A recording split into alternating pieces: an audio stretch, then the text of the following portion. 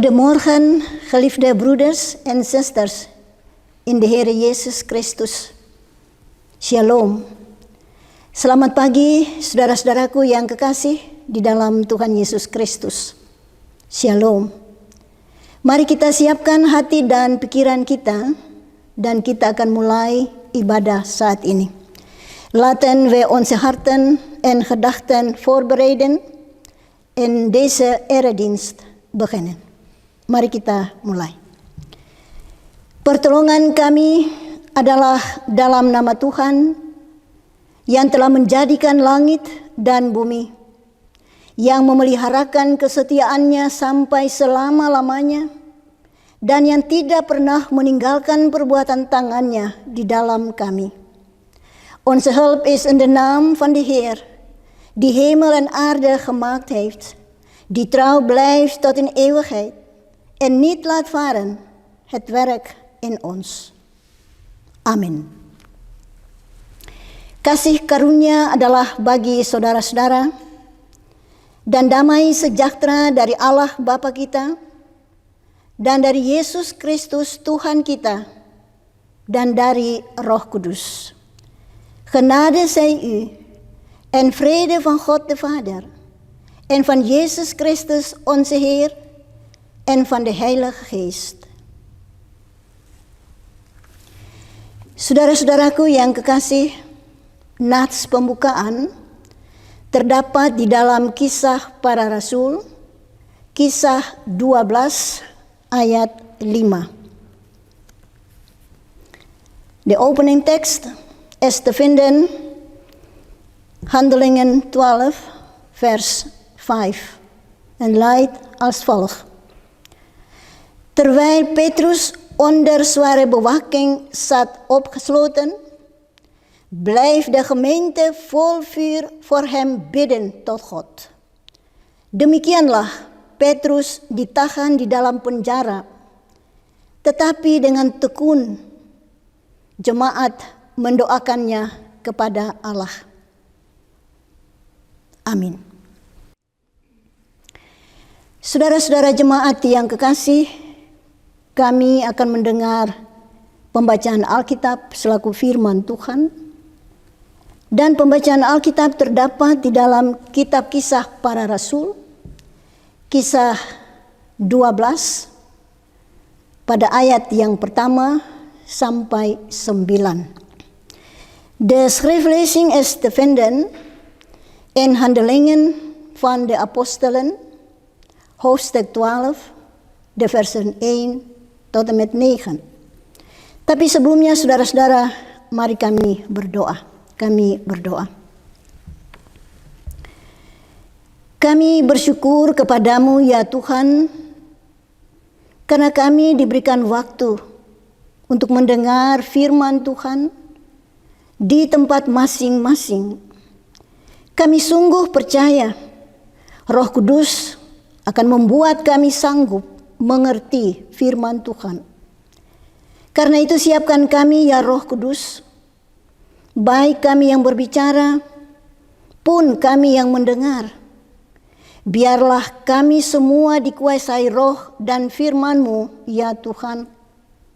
Demi nama Yesus, kami telah berdoa. Wij danken U, Heer, opdat wij de gelegenheid hebben gekregen om in het huis van ieder naar het woord van de Heer te luisteren. Wij geloven echt dat de Heilige Geest ons in staat stelt het woord van de Heer te begrijpen. Maakt ons daarom gereed, ja Heilige Geest, zowel wij die spreken als wij die luisteren. Mogen we allemaal door uw geest en uw woord beheerst worden. Wij bidden in de naam van Jezus onze Heer. Amin. Saudara-saudara, Kisah 12 ayat 1 sampai 9 bunyinya begini. Kira-kira pada waktu itu Yesus Herodes mulai bertindak dengan keras terhadap beberapa orang dari jemaat. Ia menyuruh membunuh Yakobus, saudara Yohanes, dengan pedang. Ketika ia melihat bahwa hal itu menyenangkan hati orang Yahudi, ia melanjutkan perbuatannya itu dan menyuruh menahan Petrus. Waktu itu hari raya roti tidak beragi. Setelah Petrus ditangkap, Herodes menyuruh memenjarakannya di bawah penjagaan 4 regu, masing-masing terdiri dari 4 prajurit. Maksudnya ialah supaya sehabis Paskah ia menghadapkannya ke depan orang banyak. Demikianlah Petrus ditahan di dalam penjara, tetapi jemaat dengan tekun mendoakannya kepada Allah. Pada malam sebelum Herodes hendak menghadapkannya kepada orang banyak, Petrus tidur di antara 2 prajurit, terbelenggu dengan 2 rantai. Selain itu, prajurit-prajurit pengawal sedang berkawal di muka pintu. Tiba-tiba, berdirilah seorang malaikat Tuhan dekat Petrus, dan cahaya bersinar dalam ruang itu. Malaikat itu menepuk Petrus untuk membangunkannya. Katanya, "Bangunlah segera." Maka gugurlah rantai itu dari tangan Petrus. Lalu kata malaikat itu kepadanya, "Ikatlah pinggangmu dan kenakanlah sepatumu." Ia pun berbuat demikian. Lalu malaikat itu berkata kepadanya, "Kenakanlah jubahmu dan ikutlah aku."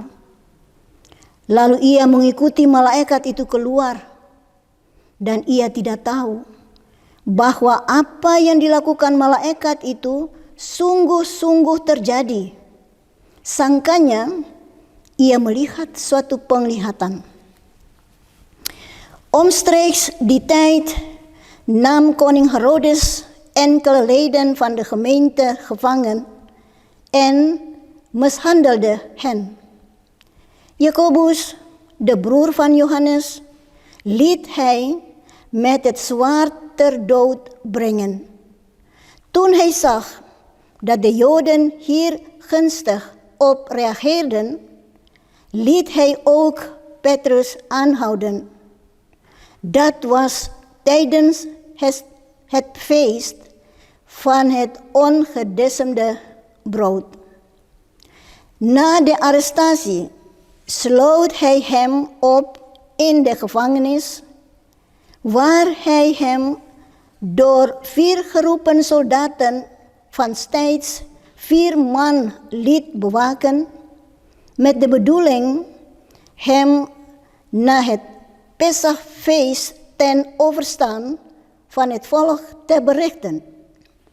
Terwijl Petrus onder zware bewaking zat opgesloten, blijft de gemeente vol vuur voor hem bidden tot God.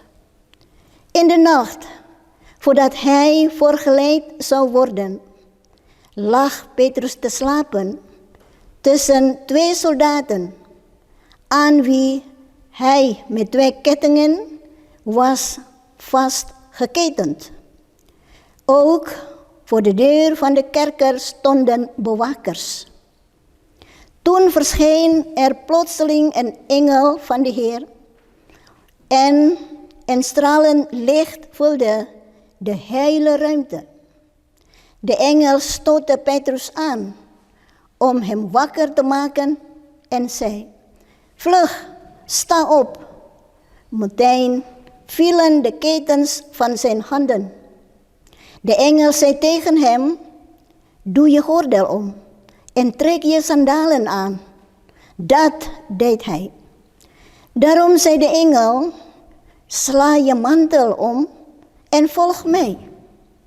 Petrus volgde de engel naar buiten, maar zonder te beseffen dat de dingen die de engel liet gebeuren werkelijk plaatsvonden. Hij meende een visioen te zien. Begitu saudara-saudara bunyi kesaksian Alkitab bagi kita semua. Berbahagialah setiap orang yang bersedia hidup sesuai dengan firman Tuhan. Gelukkig is wie bereid is te leven in overeenstemming met het woord van de Heer. Terpujilah Kristus, halleluja. Kristus zij geprezen, halleluja. Saudara-saudaraku yang kekasih di dalam Tuhan Yesus Kristus. Dalam dunia ini kita lihat pemimpin-pemimpin negara, ada yang resah, yang baik, rendah hati. Tapi ada yang hebat sama sekali, bisa menunjukkan kuasa dengan sikap yang paling kejam. Kita pernah dengar misalnya Hitler terhadap orang-orang Yahudi. Tapi di dalam Alkitab kali ini kita dengar juga seorang manusia yang punya kuasa luar biasa, yaitu Herodes. Saudara-saudara, kalau kita dengar nama Herodes, kita harus tahu ada berapa Herodes. Yang pertama, Herodes Agung. Ini Herodes Agung, dia paling takut, dia punya status, dia punya jabatan, itu hilang. Dari itu saudara-saudara, waktu Yesus lahir, dia suruh bunuh semua anak-anak yang berumur 2 tahun ke bawah. Sebab dia dengar ada raja yang lahir. Itu Herodes Agung. Kemudian anaknya laki-laki saudara-saudara bernama Herodes Antipas.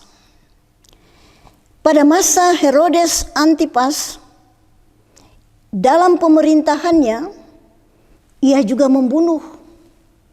Ia membunuh Yohanes Pembaptis. Yohanes the Doper. Kemudian anaknya juga saudara-saudara itu cucu daripada Herodes Agung, bernama Herodes Agripa.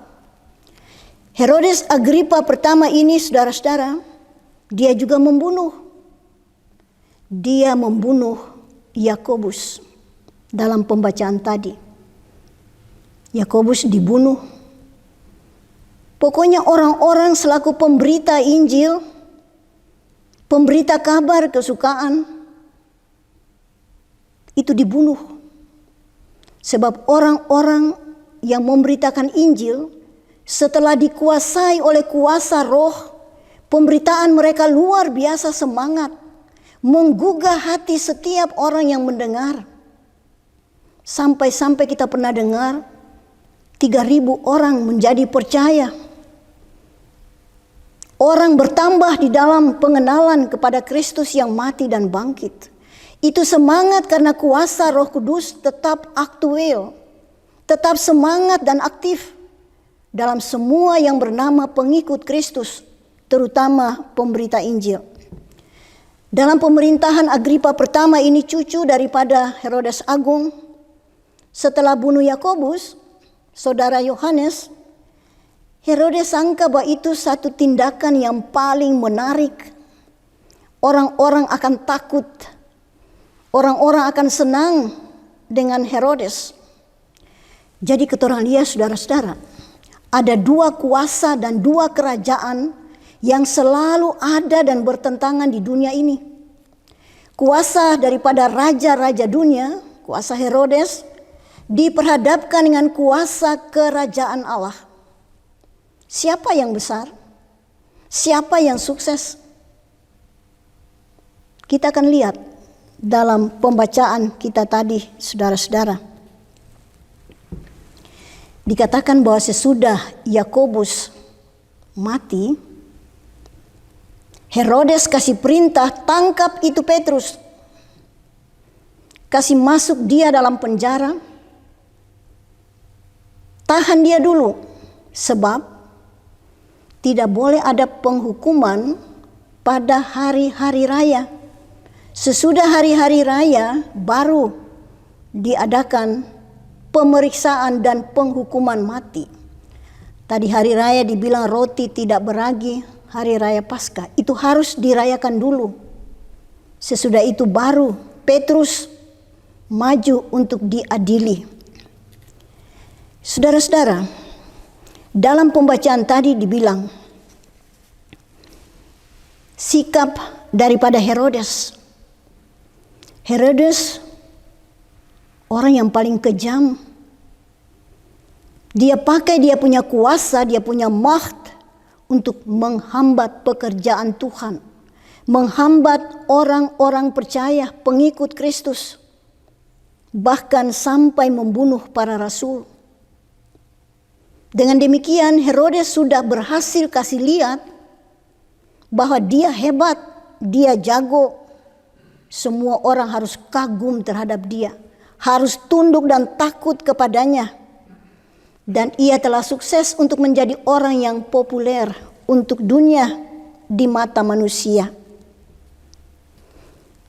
Petrus ditangkap, dimasukkan dalam penjara, bukan dimasukkan begitu saja saudara-saudara, dirantai. Kalau orang masuk penjara, dirantai sengbagara. Dan itu pengawal bukan sedikit. Tadi dibilang ada 2 kiri kanan tidur di pinggir kiri kanan Petrus. Loh, kalau rantai sudah ikat, sudah tere, pengawal ada di kiri kanan, di pintu sana pengawal ada, di pintu luar gerbang yang paling berat besinya ada pengawal, ada orang yang jaga. Mana mungkin Petrus harus melarikan diri, tidak bisa, dijaga ketat. Kemungkinan untuk bebas tidak ada saudara-saudara.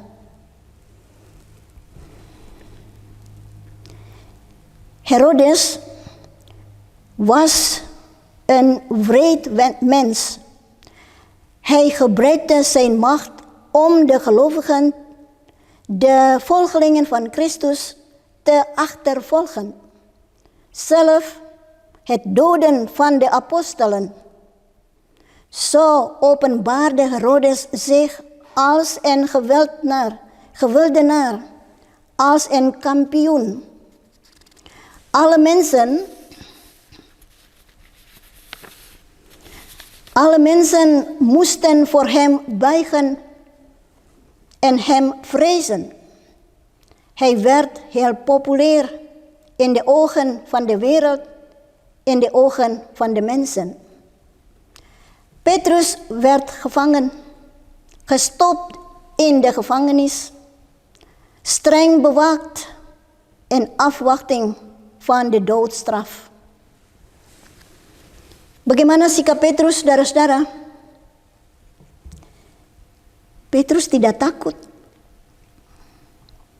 Dikatakan Petrus sono, Petrus tidur teduh.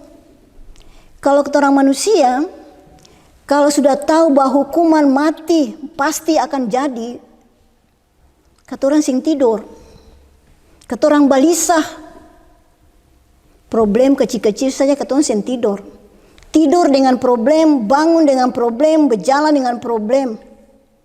Apalagi Petrus yang sudah dirantai ketat, dijaga ketat. Petrus tidur tenang. Karena apa?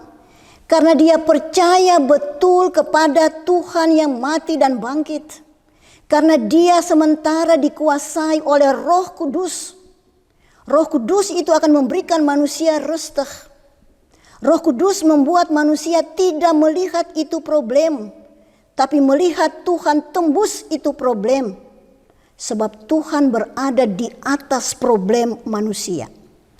Kuasa Herodes, kuasa manusia, tidak membuat orang percaya gelisah dan tidak tidur. Sebenarnya tidak perlu.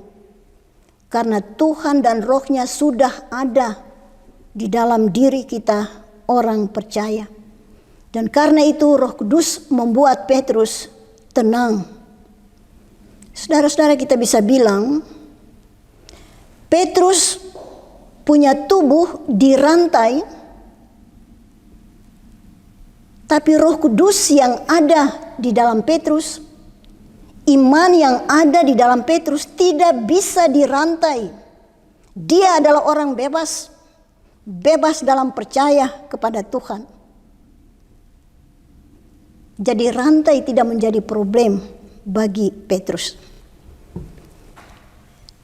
Saudara-saudara jemaat, sikap Petrus, de houding van Petrus, hij was niet bang, omdat hij echt in de Heer geloofde.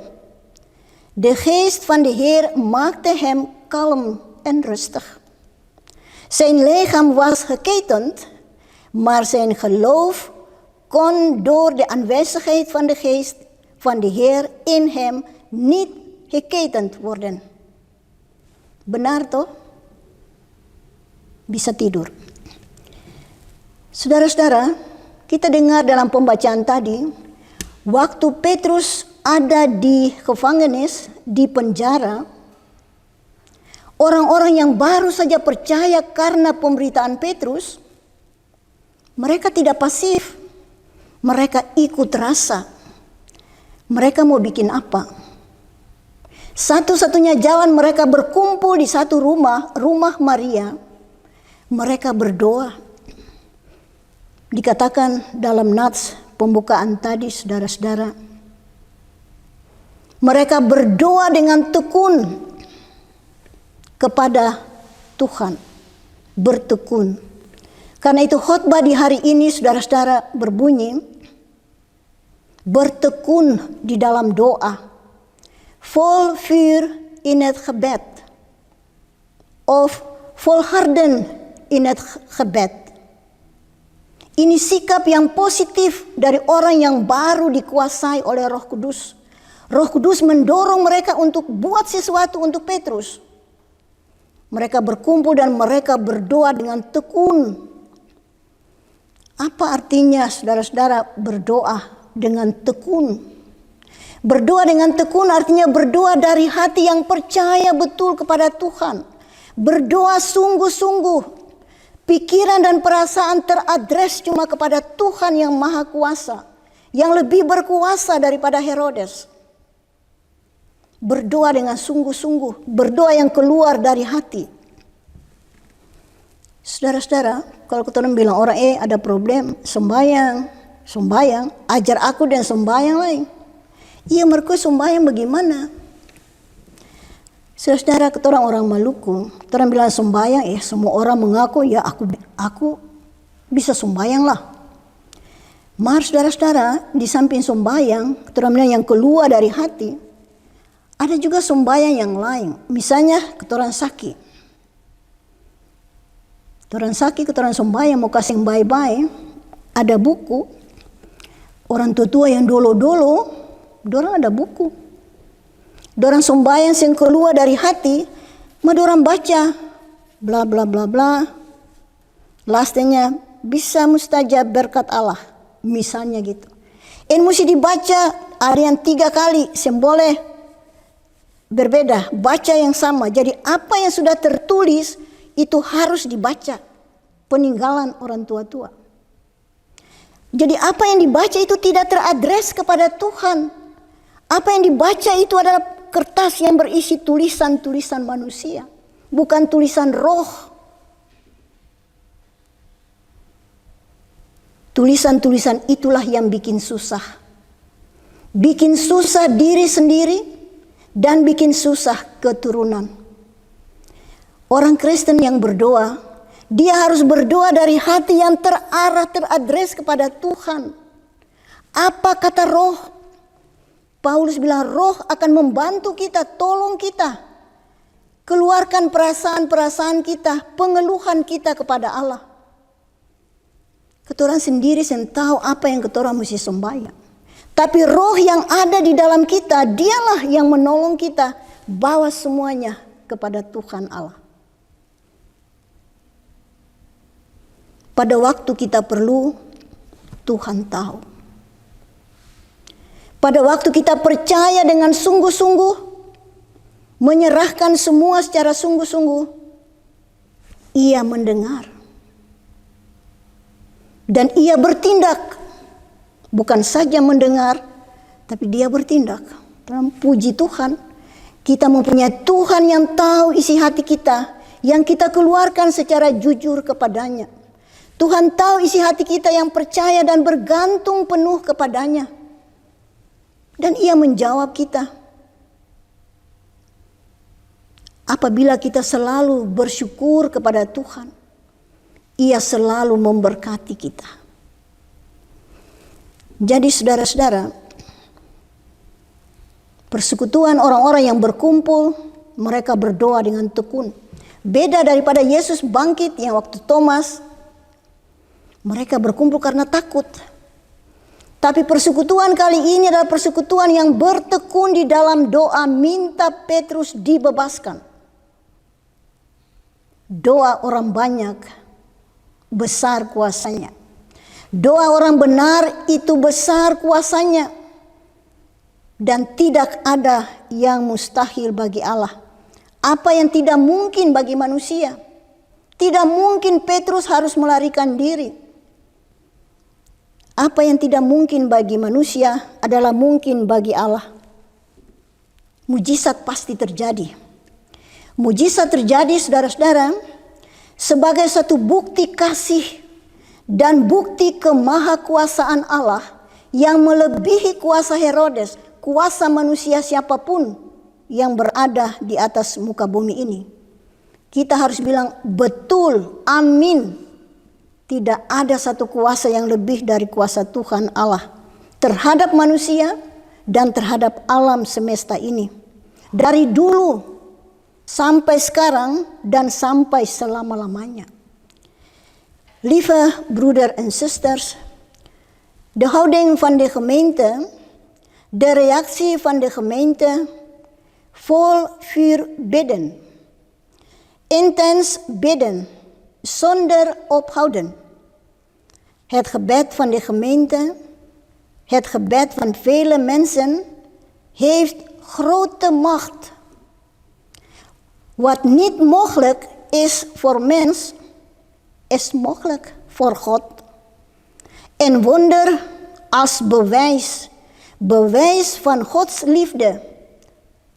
Bewijs van almachtig God. Voor mens en de wereld zal absoluut plaatsvinden. Toen, tot op heden en voor altijd. Jadi kita lihat bagaimana saudara-saudara satu perhubungan kasih yang berdasarkan iman. Orang-orang percaya atau gemeente setia mendoakan Petrus. Bagaimana tindakan Tuhan yang punya pekerjaan, yang mempercayakan Petrus memberitakan Injil kerajaan Allah di tengah-tengah kerajaan dunia. Tuhan bertindak.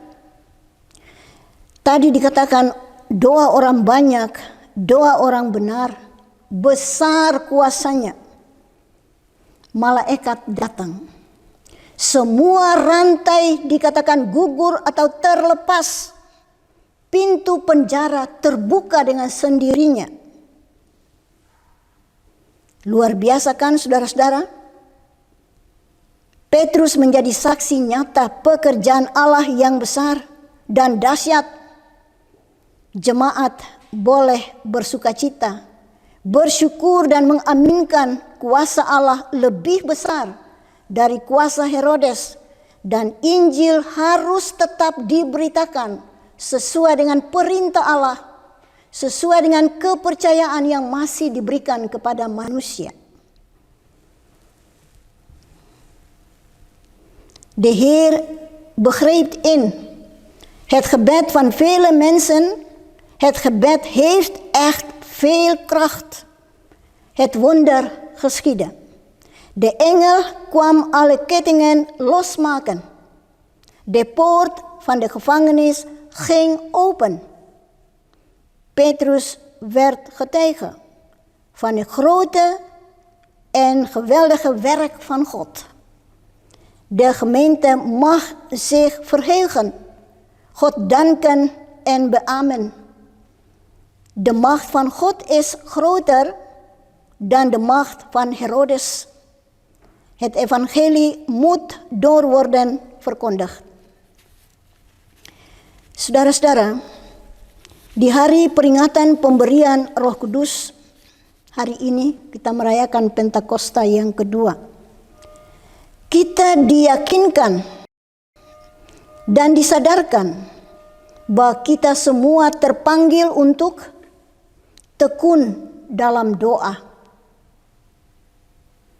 Seperti tema tadi saudara-saudara, bertekun di dalam doa. Berdoa dengan hati yang terarah, teradres cuma kepada Tuhan, yang keluar dari hati yang percaya. Kita terpanggil untuk mendoakan semua pemberita Injil yang menderita secara fisik di mana saja mereka berada.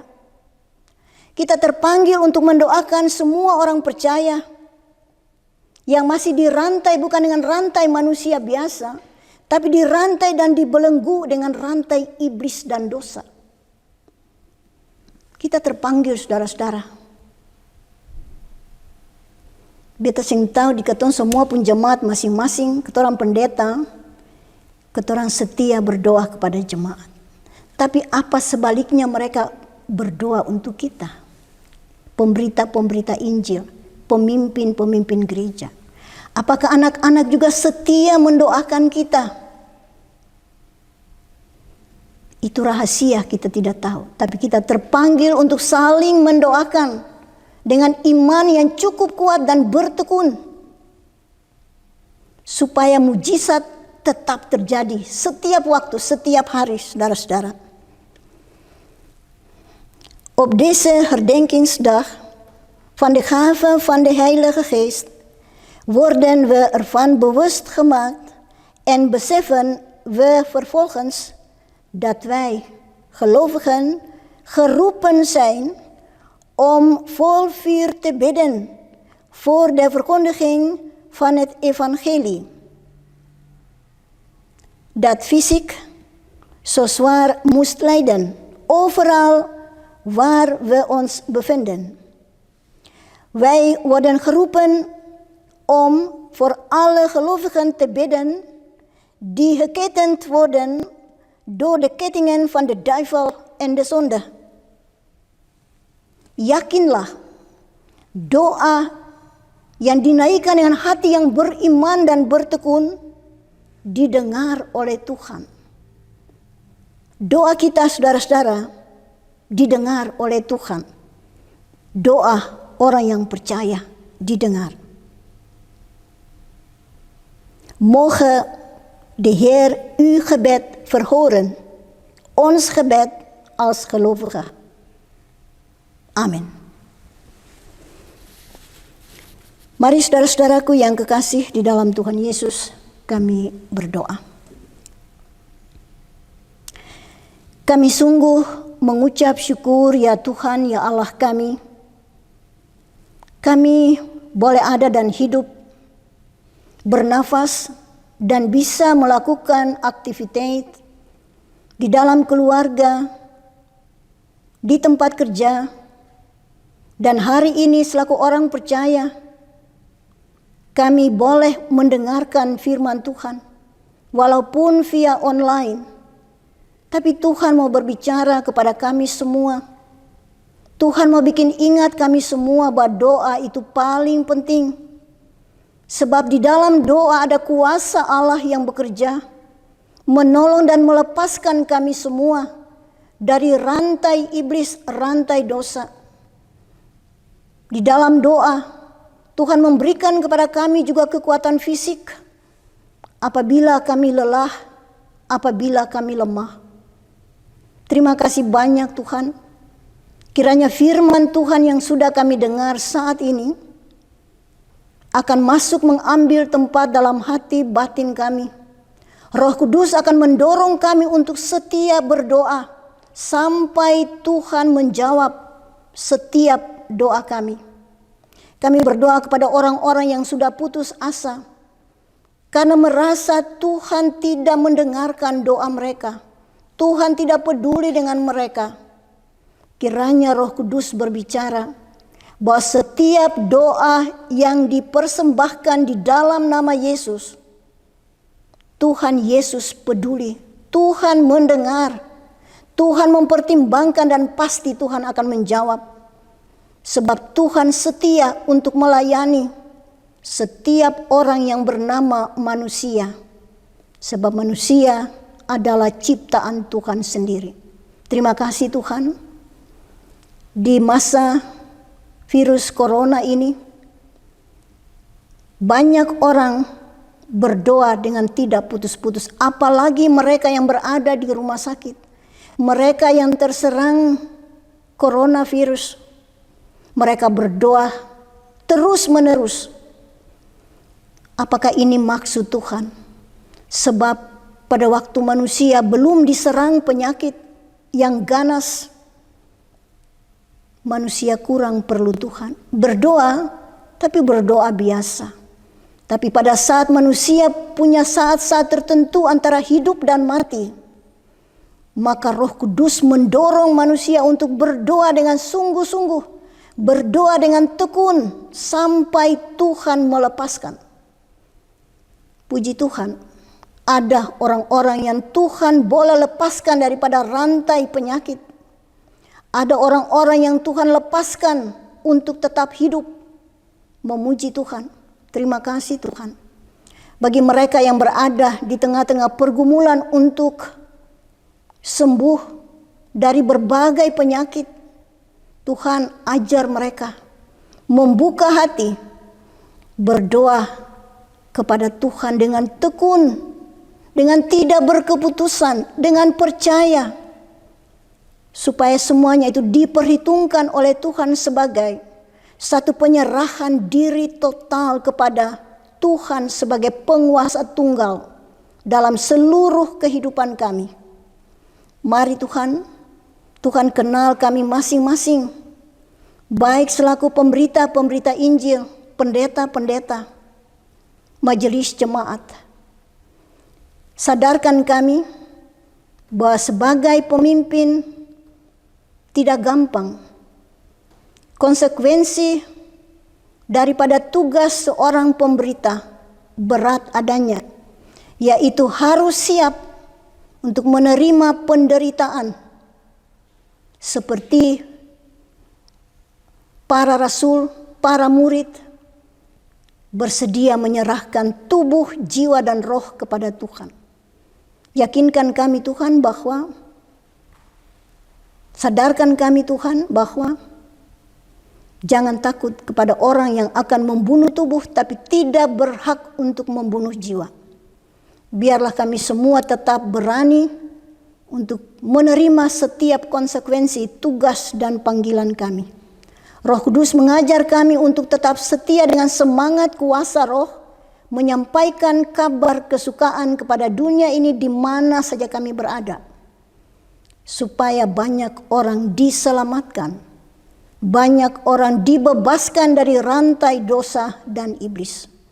Orang tua atau anak-anak muda, orang-orang yang sudah percaya atau yang belum percaya, orang-orang yang masih aktif berhubungan dengan Tuhan, atau orang-orang yang sudah tidak perlu lagi dengan Tuhan, putus hubungan dengan Tuhan. Kiranya Roh Kudus akan memimpin mereka. Kami yakin ada waktu Tuhan untuk kembalikan mereka pada jalan yang benar, supaya mereka juga belajar membuka hati kepada Tuhan. Mereka juga belajar untuk melihat mujizat pasti akan terjadi dan tidak berubah. Karena Tuhan yang kami percaya tidak berubah. Terima kasih Tuhan.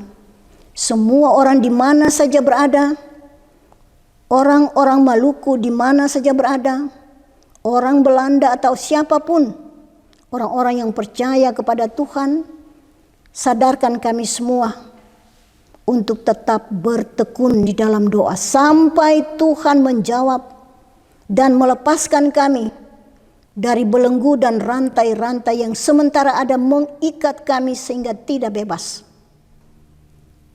Terima kasih Tuhan. Inilah kami Tuhan, kami berterima kasih bahwa selaku NGPMB kami sudah mengikuti online ini, edisi yang ke-63. Satu berkat, satu mujizat daripada Tuhan sebenarnya bagi kami, bahwa Tuhan membuka kemungkinan untuk semua orang bisa mendengarkan Injil, kabar kesukaan. Terima kasih Tuhan. Tuhan memberkati saudara kami Paul dan Penatua Rob Nanlohi yang selalu ada menjalankan apa yang sudah menjadi pengakuan mereka di dalam pekerjaan Tuhan ini. Kami percaya Tuhan sudah siap dalam memberkati mereka dan keluarga. Terima kasih Tuhan, semua orang yang terlibat aktif dalam mensukseskan video online ini, Tuhan memberkati. Mari Bapa di surga, semua orang yang sakit di rumah atau di rumah sakit, di tempat-tempat perawatan, orang tua-tua kami yang masih hidup, kiranya mereka juga tetap bertekun di dalam doa, sehingga ada kebebasan di dalam menjalani kehidupan di dalam Tuhan ini. Inilah kami Tuhan, sempurnakanlah pinta doa kami. Kami berdoa dalam nama Tuhan Yesus yang mengajar kami berdoa. Bapa kami yang di surga, dikuduskanlah namamu. Datanglah kerajaanmu, jadilah kehendakmu di bumi seperti di sorga. Berikanlah kami pada hari ini makanan kami yang secukupnya, dan ampunilah kami akan kesalahan kami, seperti kami juga mengampuni orang yang bersalah kepada kami. Dan janganlah membawa kami ke dalam pencobaan, tetapi lepaskanlah kami daripada yang jahat.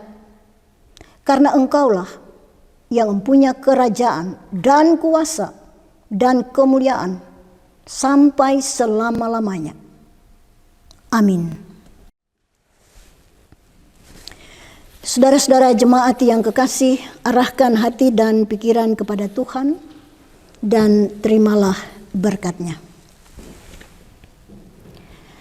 Anugerah Tuhan kami Yesus Kristus, pengasihan Allah yang Bapa, dalam persekutuan dengan Roh-Nya yang kudus, kiranya tinggal menyertai saudara-saudara jemaat sekalian. De genade van de Heer Jezus Christus en de liefde van God en de gemeenschap van de Heilige Geest zij met u allen. Amin. Begitu saudara-saudara, ibadah Pentakosta yang kedua ini boleh berakhir. Kami tetap percaya bahwa Tuhan akan beserta dengan kami semua sampai bertemu kembali. Saudara-saudara semua punya selamat merayakan hari Pentakosta. Terima kasih.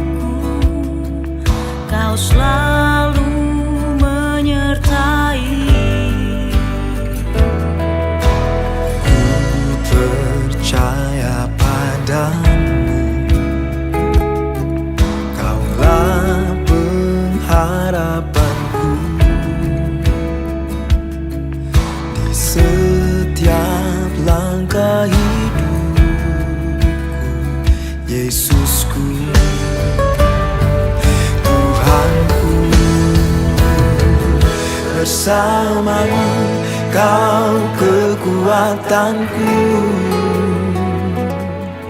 ku takkan takut dan takkan goyah. Bersamamu aman dalam naungan kasih-Mu, ku percaya.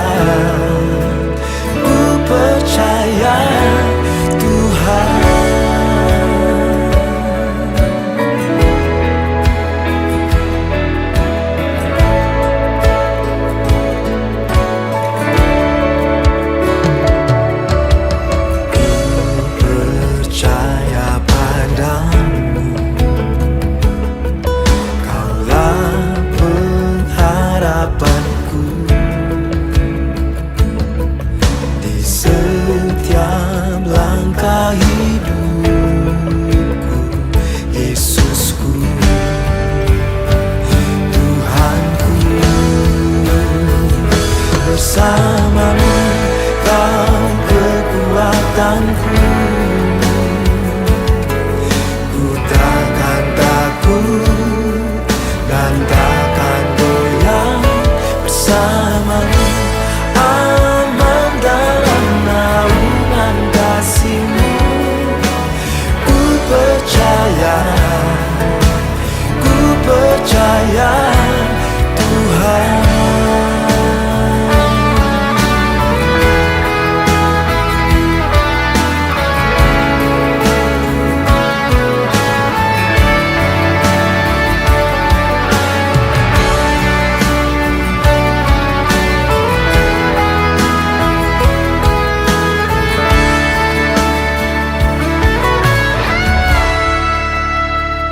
Bersamamu, kau kekuatanku. Ku takkan takut dan takkan goyah bersamamu. Aman dalam naungan kasih-Mu.